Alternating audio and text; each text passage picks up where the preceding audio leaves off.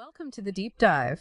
Today, we're plunging into a really powerful idea that your own life, it's a personal myth, a kind of universal map for finding yourself. Yeah, exactly. We're looking at some rich narratives, some philosophy too, trying to pull out wisdom about life's journey. Yeah. How your experiences shape not just a story, but like a practical guide for your path. That's right. We'll kick off with what our sources called the seed of vision from Greece, and then the tools of realization from Germany, sort of the starting points. And what's so interesting, I think, is that this personal story, it isn't just personal, is it? It reflects these bigger patterns, archetypes, things inside all of us. Right. It connects straight to, our own calling. Yeah. What we're meant to contribute. Your myth is happening right now, guiding you. Okay, let's unpack that journey a bit.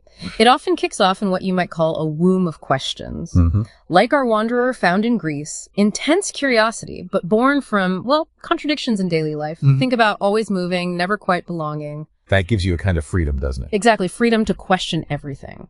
So that early hunger for answers, how does it then meet this more structured forge? Well, that philosophical searching leads right into the forge of the Germanies, a time of really rigorous learning. Discipline. Okay. Precision gets instilled. And this develops what the source calls a double vision. You learn to blend sharp scientific thinking with a feel for deeper meaning. So science and soul, kind of. Yeah, precisely. And connecting that to the bigger picture for you, the listener. Every challenge, every new place you find yourself in, it acts like that forge. Wow, okay. Shaping you, making you stronger, more aware.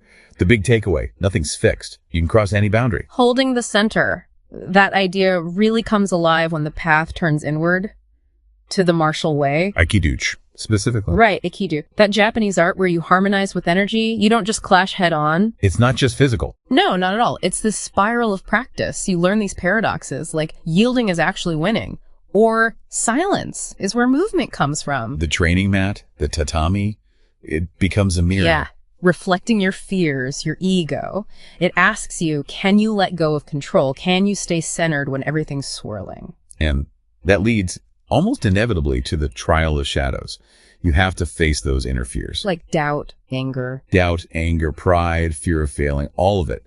But here's the fascinating part our sources point out. They're not enemies to crush. Okay. What are they then? They're more like hidden teachers, guarding unexpected gifts. Doubt might teach you humility, right?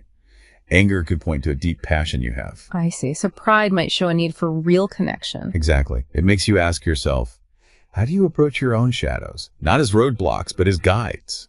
To find insights you didn't expect. Wholeness isn't about being perfect. It's about integrating all of you. That's a huge shift in perspective, isn't it? Not battling demons, but seeing them as messengers, maybe holding something valuable. And navigating this, it's often not done alone. We need to remember the gift of companions. Yes, the companions. And the island of giving. Companions are like living treasures, aren't they? They reflect parts of us back. Remind us our myth isn't solitary, it's shared. And true treasures, the sources really stress this, they don't get smaller when you share them. They multiply. They multiply in the giving. It becomes this endless offering of the heart, sharing what you've found. That's actually how new journeys start. For everyone. So from all this lived experience, this kind of map of inner navigation comes together. A set of practical riddles. For the wanderer, sure, but also for you. Let's hear them. Okay, first, the riddle of direction. What is for you now the most important thing in the world? That's your guiding star, your true north. Okay, essential. Then the riddle of devotion. What must you not betray? Your unbreakable compass. That core value, that promise. Your integrity, really. Yeah. Next, the riddle of service. What must you absolutely serve? This is the wind in your sails. Purpose beyond just yourself. Gives it meaning. Then, the riddle of transformation. What needs to change within you for the path to open? Seeing obstacles as mirrors. Asking what needs shifting inside. Turning inward again. Always. And the riddle of the shadow. Which fear are you avoiding looking at? That's the key. Your next step is often hidden there. The one you don't want to face. Yeah, usually. Finally, the riddle of offering. What treasure are you holding that it's time to share? Knowing gifts grow when you give them. Creates new paths. So what does this all mean for you listening? This deep dive, it's a reminder. Your life is a personal myth. It's dynamic, full of growth, shadows, companions, and giving.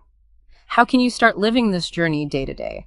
Well, the wanderer's story, it's not really about landing on one shore and saying, I've arrived. Right. It's about learning the sea itself is home, being in motion, always discovering. So take what you need from this myth we've explored. Maybe that's a seed, a spiral, a flame, maybe just a whisper of the sea. Carry it with you. Carry it in your heart. And when the time feels right, give it away. Because the myth, it doesn't end here. It starts all over again every time someone tells it, every time someone lives it. Your journey keeps going. These are just tools for the adventure.